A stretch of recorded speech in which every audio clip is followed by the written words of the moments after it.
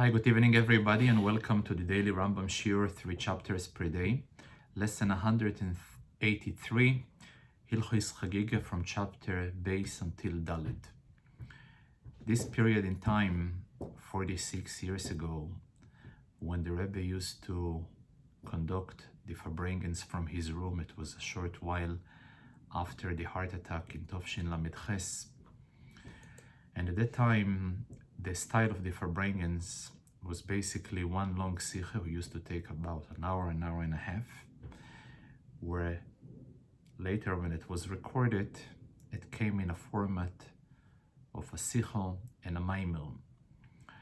And the general theme, what the Rebbe spoke throughout those 3 Shabbosim, Bereshis, Noach, and Lech Lecho, the gradual progress in the avodah of the Yaakov Holach Ledarkoi.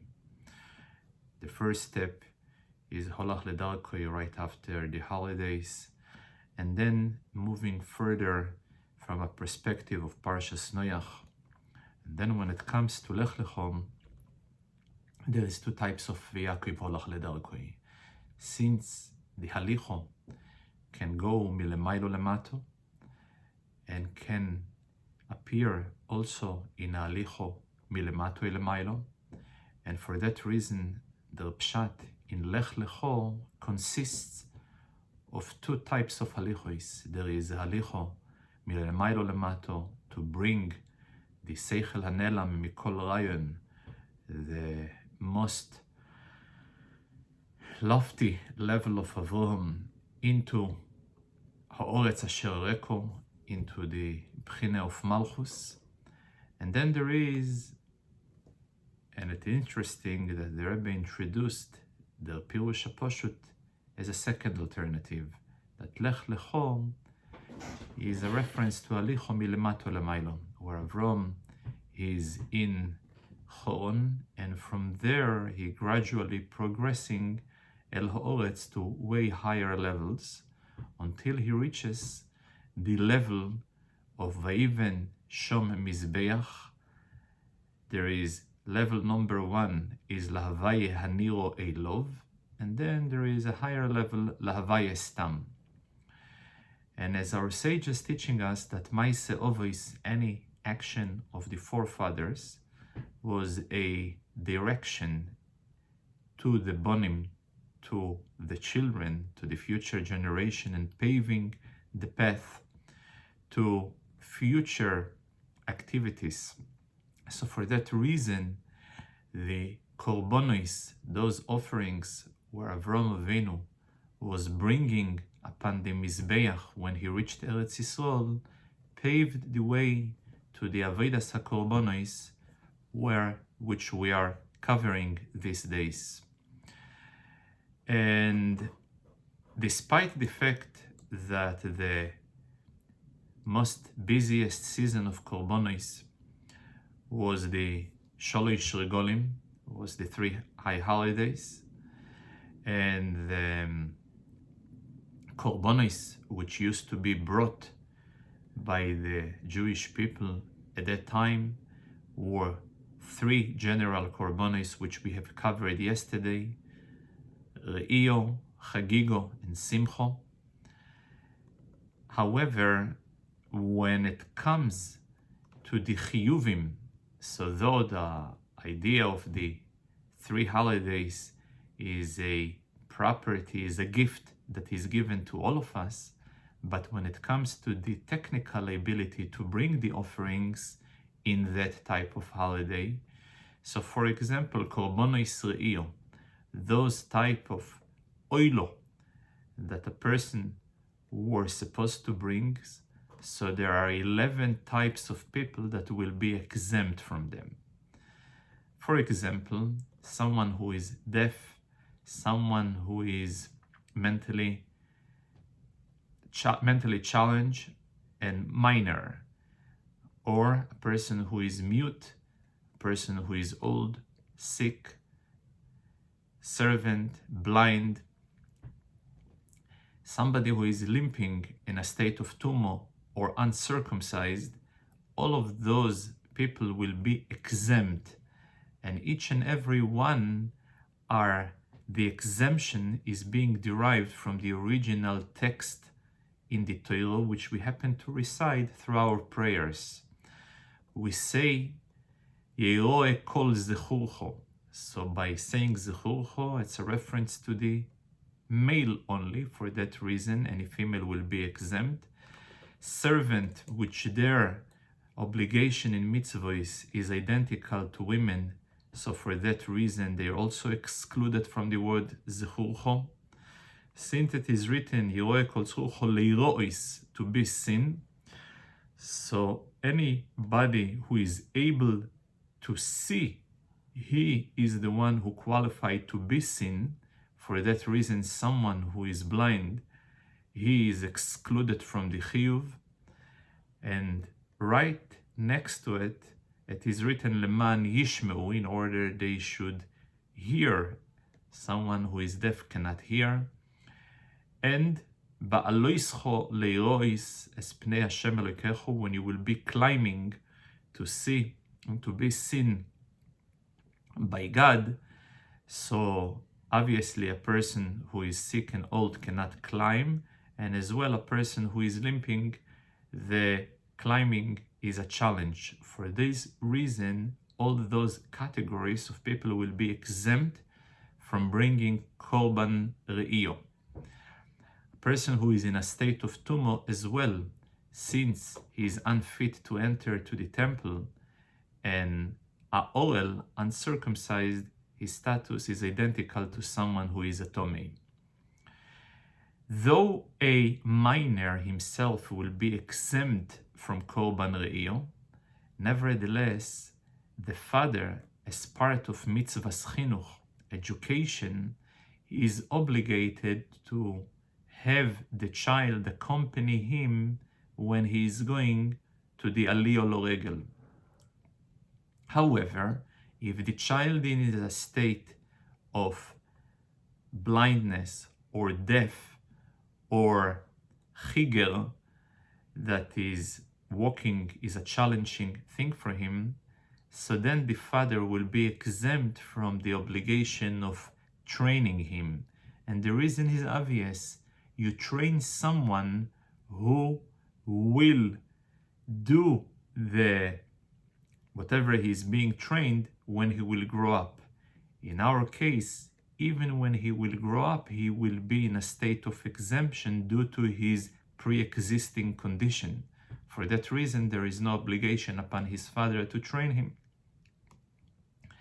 When it comes, however, to the korban of simcha, so then everybody is liable to bring this korbanos, except orel, someone who is uncircumcised, tomei, and chereshoite and koton. What happened if a person at the beginning of the holiday, he was in a state of whether a state or a condition that is not enabling him to do it, and later he was healed? For example, a person who was in a state of tumah, or he was in a state of inability to walk, and yet later he became healthy. So it all depends. At the beginning of the regel, when the holiday entered, was he in a healthy state, or was he in a qualifying state? If so, even if later he became sick or tomei, and he went later to the mikveh, since he was exposed at the beginning of the holiday to the chiyuv, to the obligation, so therefore at the moment that he is solving his condition, he will be obligated. However, if at the entry of the holiday he was in an exemption state, so though later in the holiday he was able to undo the problem that preventing him from bringing the korbanos, it's not gonna be any helpful, because at the moment that at the entry of the holiday a person is in a state of exemption, so this exemption will stay with him even though he will solve the problem that caused him this exemption.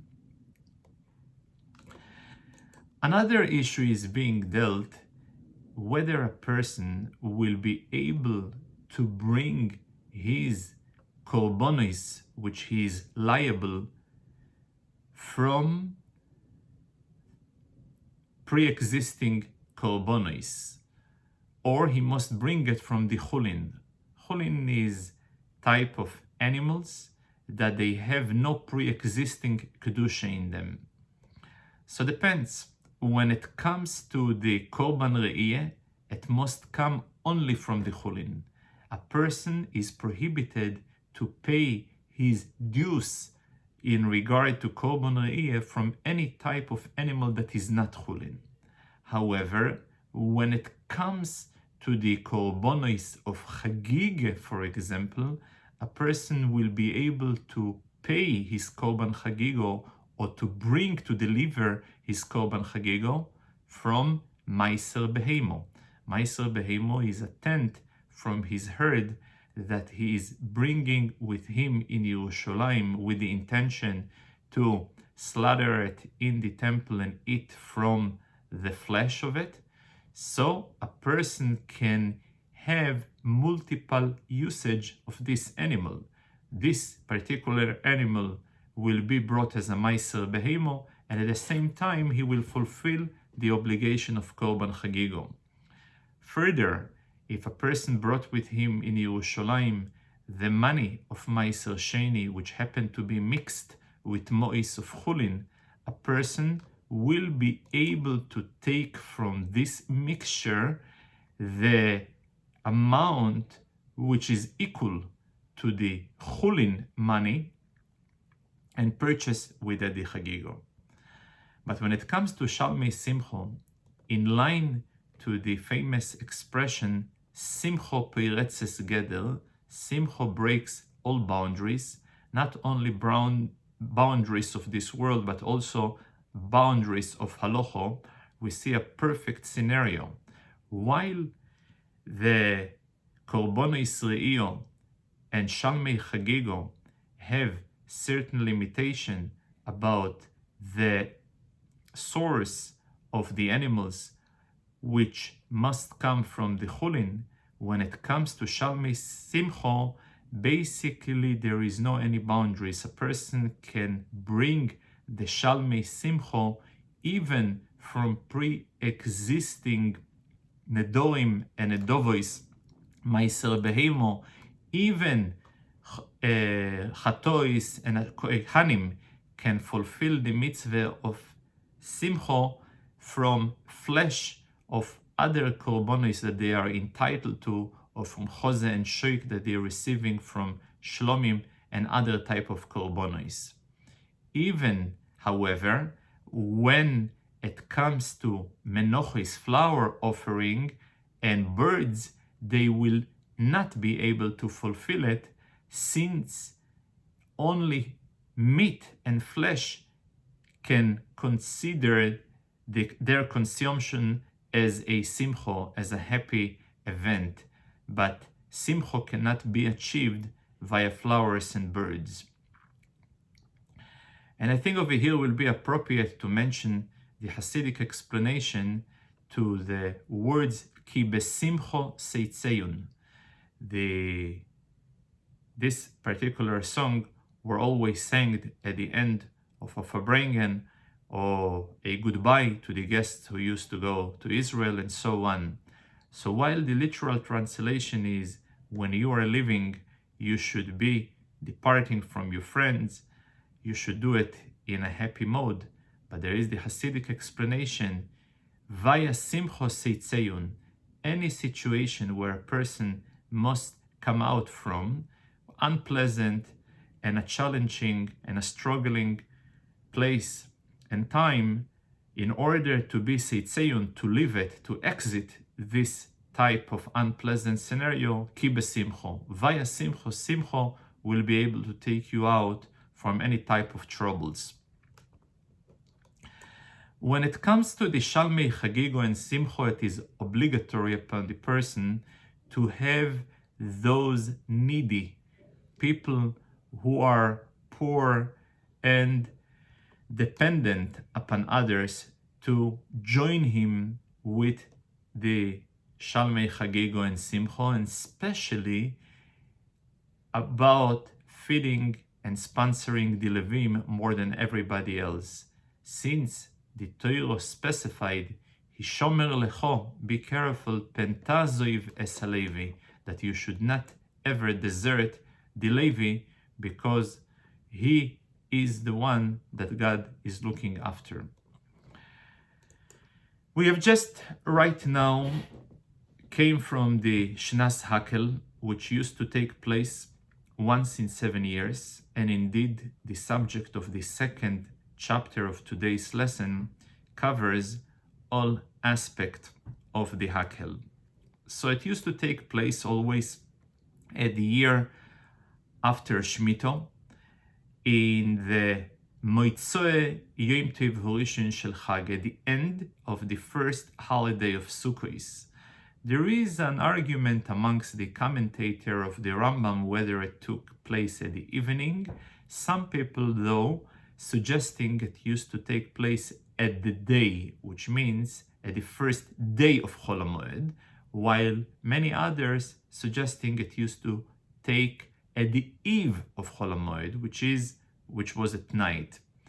So the entire Jewish nation used to get to Yerushalayim in order to hear the king reading in the Ezras Noshim from a Sefer Torah portions that their intention is to be mezarzeis oison b'mitzvos, to inspire them with mitzvos and to strengthen their hands with the truth religion. Mechaskos yedeyem bedaso emes. The selected text was from the Sefer Dvorim. It may be very well be the reason for our custom always in the Hoshaynu Rabbo to choose the book of Dvorim as the text that is being read, since it is already established that particular Dvorim have the ability, the character to inspire and to strengthen our hold into Torah and mitzvahs. A big ceremony and ritual used to be attached to the process via blowing in the trumpets. Before the king used to read the Torah, he used to recite the conventional brocho before the reading. However, after the reading, 7 additional blessings used to be recited by him. Retzei moidim and ato bechartono, these are familiar blessings that we are reciting respectfully in the day-to-day prayers and in the holiday prayers as well. And additional request upon the temple should stay, and the kingdom of Israel should be established. The priest, God Almighty, should accept their services, and the final prayer is a general salvation to the Jewish people, similar to the blessing that the high priest, the Kohen Gadol, used to bless on Yom Kippur right after exiting the Kodesh HaKadoshim, which we have mentioned previously. Hoisha es Amcho Yisrael, God save, provide savior, salvation to you Jewish people, because they are dependent upon your salvation. Everything was done in Loshen HaKodesh, and even those people who don't understand Loshen HaKodesh, they still need to pay attention and imagine and instill the awe and respect towards the Torah the same way it was given from Mount Sinai. On the other hand, even Chachomim Gdolim, great scholars who are familiar with the entire Torah, they as well must pay attention to here, because even they need strengthen the Das Ho'emes and imagine that the king is the shliach, the emissary of God, in order to broadcast his words. When Hakhel falls on Shabbos, so Shabbos is overriding the Hakhel, and it will be postponed for the next day. It is interesting to note that the final halachos of Hilchos Chagigah speaking about Hakhel, and always towards a concluding statement of a certain halachos is expressing and reflecting the main point of what Chagigah is all about. So the word Chagigah, in addition to the meaning of celebration, means when someone is walking in a circle. The idea of circle is the idea of makifim, no beginning and no end, which there is a way to connect to the spiritual, to the godly values of Torah via pnimim, or an intellectual connection or an emotional connection, but both of them are considered koichos pnimim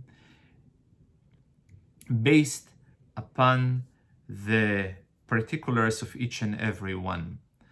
And for that reason, it will be differing whether a person is in a certain level, lower level, higher level will make a difference. If a person understands the language or doesn't understand the language, if a person, the information is not necessary for him or not. But when it comes to makifim, to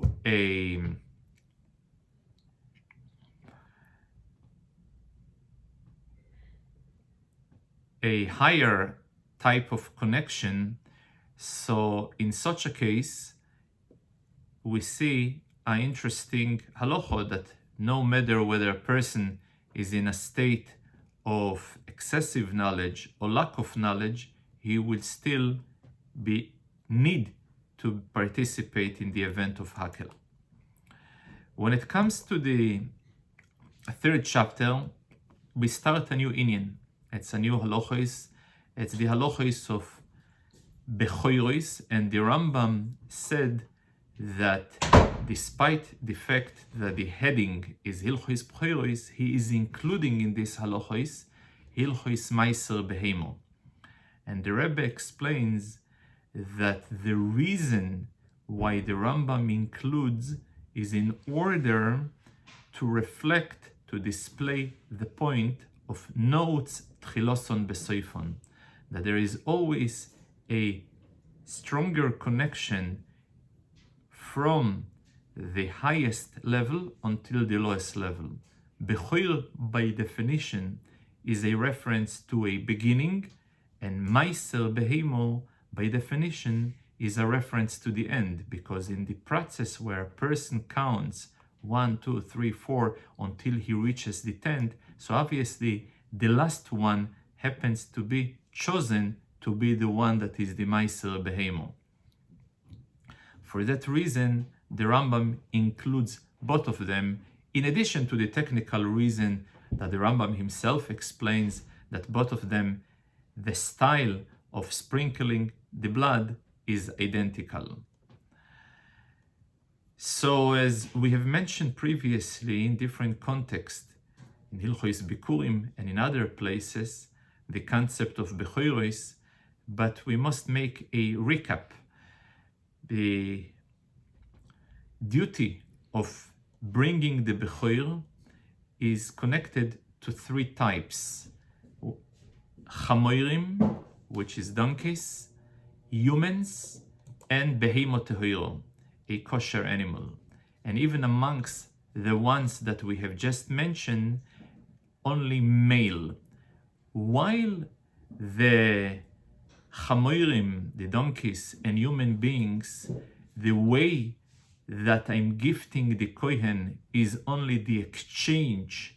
By Chamorim, I will give the Kohen a sheep instead, and when it comes to humans, the Kohen will get the 5 shkolim.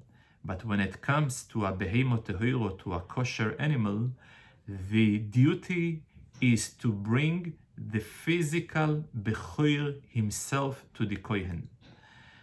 But if the animal is blemishless without any defects, so then you gotta slaughter it, sprinkle the blood next to the Mizbeach, the fats is being burned on top of the Mizbeach, and then the flesh is being distributed to the Kohanim only to eat.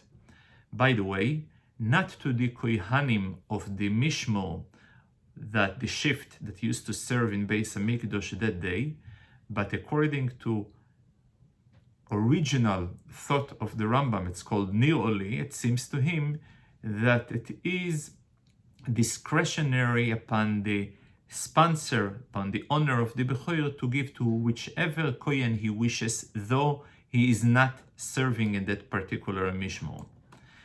If, however, the animal is a Baal Mum, and therefore it is not fitting to go to the Mizbeach, so then it is given to the Kohen and it becomes his own property, and he can do with it whatever he wishes, whether to eat it the way it is, whether to sell it.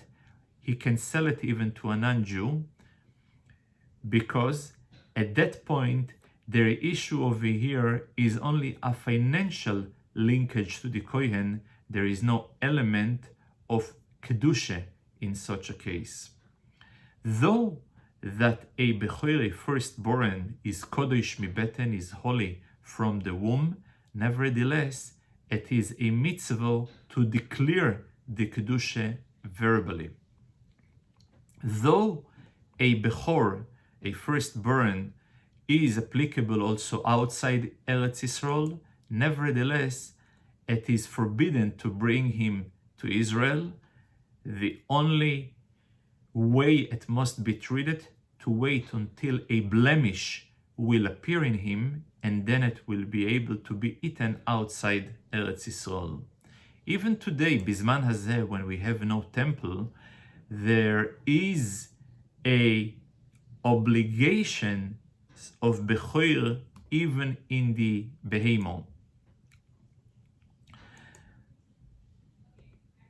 Also, when a Kohen himself happened to possess a Bechor, this animal, contrary to a son, to a human, or to a donkey that was born by a Kohen, which is exempt from gifting it to the Kohen, but when it comes to a Behemoth Tehoro, which a Kohen happens to own it, he must give it to a Kohen. He can be the Kohen that he is being given to, so he will be the sponsor and the beneficiary at the same time. But it must be actually given to a Kohen. The time that it must be consumed is within the year. However, in our time, Bizman Hazeh, there is no expiry date of a year. You gotta wait until a blemish will appear in the Behemoth Tehoro, and only then will be able to benefit from it. Even if a person was delaying the Bechor bringing after a year, and even after the temple, it's still okay, since I am comparing the Bechor to Maser.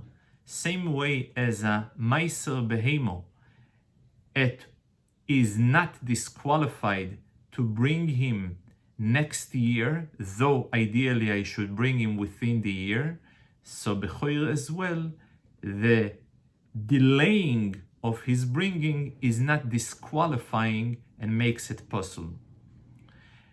If a Kohen or a foreigner, someone who is not a Kohen, ate a kezais outside Yerushalayim, when the Bechor, when the firstborn was Tomim and was brought and slaughtered properly, but they ate it out of Yerushalayim, they committed a crime and they are subject to Malchus. I won't give to a Kohen a fresh and new-born Bechor of a Behemoth Tehoro in order for the Kohen to raise the animal, because this is a burden to the Kohen. It's not a gift to the Kohen, it's a headache for him. And if a Kohen, he is the one who's suggesting, give it to me and I will take care of him for a while until it will be appropriate to offer him or to consume him, I won't respect such a request of a Kohen. It is being compared to Kohen HaMesayeh Beveis HaGronos, a Kohen who is helping out in the storage places where the harvest is being collected, and this is degrading and desecrating the status of the Kehuna, a practice that is forbidden. However, if the Kohen will request, please give it to me in order I should sacrifice and offer him right away, then I will respect this request of the Kohen. Thank you very much and have a great week.